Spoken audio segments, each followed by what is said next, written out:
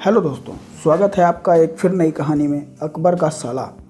अकबर का साला हमेशा से ही बीरबल की जगह लेना चाहता था। अकबर जानते थे कि बीरबल की जगह ले सके ऐसा बुद्धिमान इन संसार में कोई नहीं है। फिर भी पत्नी के भाई को वह सीधे सीधे ना नहीं बोल सकते थे। ऐसा करके वो अपनी बेगम की बेरुखी मोल नहीं लेना चाहते थे।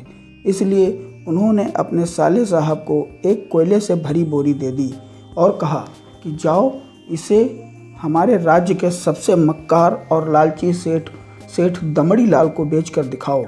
अगर तुम यह काम कर गए तो तुम्हें बीरबल की जगह वजीर बना दूंगा।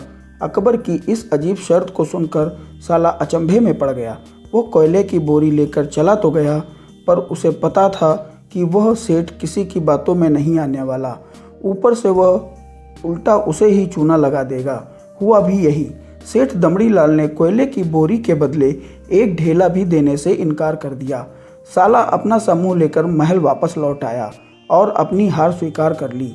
अब अकबर ने उसी काम को बीरबल को करने को कहा।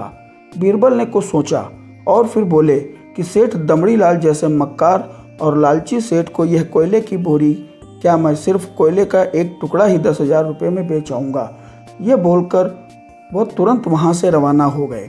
सबसे पहले बीरबल ने एक दर्जी के पास जाकर एक मखमली कुर्ता सिलवाया, हीरे मोती वाली मालाएं गले में डाली, महंगी जूती पहनी और कोयले को बारीक सुरमे जैसा पिसवा लिया।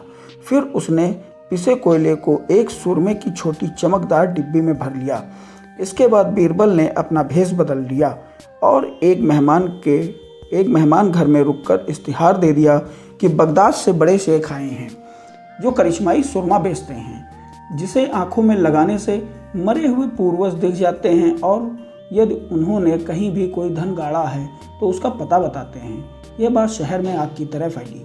सेठ दमड़ी लाल को यह बात पता चली। उसने सोचा जरूर उसके पूर्वजों ने कहीं न कहीं धन गाड़ा होगा।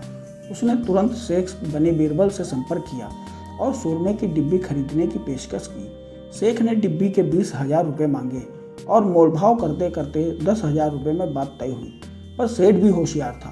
उसने कहा, मैं अभी तुरंत ये सुरमा लगाऊंगा और अगर मुझे मेरे पूर्वज नहीं दिखे तो मैं पैसे वापस ले लूँगा।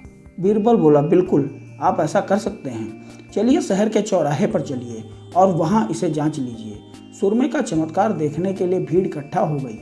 तब बीरबल ने ऊंची आवाज़ में कहा, ये सेठ अभी ये चमत्कारी सुरमा लगाएंगे और अगर ये उन्हीं की औलाद हैं जिन्हें ये अपना माँ बाप समझते हैं तो इन्हें इनके पूर्वज दिखाई देंगे और गड़े धन के बारे में बताएंगे। लेकिन अगर आपके माँ बाप में से किसी ने भी बेईमानी की होगी और आप उनकी असल औलाद नहीं होंगे तो आपको कुछ भी नहीं दिखेगा।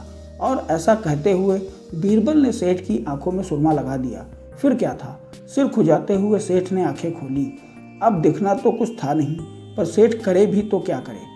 अपनी इज्जत बचाने के लिए सेठ ने 10,000 बीरबल के हाथ में थमा दिए और मुंह फुलाते हुए आगे बढ़ गए। बीरबल फौरन अकबर के पास पहुंचे और रुपये थमाते हुए सारी कहानी सुना दी। अकबर का साला बिना कुछ कहे अपने घर लौट गया और अकबर बीरबल एक दूसरे को देखकर मंद मंद मुस्काने लगे। इस किस्से के बाद फिर कभी अकबर के साले ने बीरबल का स्थान नहीं मांगा।